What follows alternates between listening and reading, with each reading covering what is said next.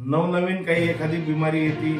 तसंच आता हे केस गळती अचानकच या गावामध्ये होणं, त्यांनी सकाळी उठल्यानंतर ते येणं, हे तुमच्या आमच्यासाठी विस्मयकारकच आहे. त्यामुळं आरोग्य खात्याचं गडबडणं हडबडणं आम्ही समजू शकतो, परंतु मोठमोठ्या आजारावर जर उपचार सापडतात तर या आजारावर का नको.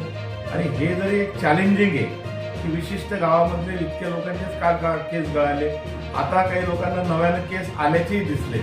परंतु तिथेही आता एक महिला तर आम्हाला कठोऱ्यामध्ये असं भेटले की पूर्ण केस गेले का, एवढे मोठा तिच्या केसाचा झोपका खाली पडलेला आहे. पण ठिकाणी शंका आहे, 2-3% केस फक्त राहिले, ते बी जर ओढले आपण तर तेही हातात येतात.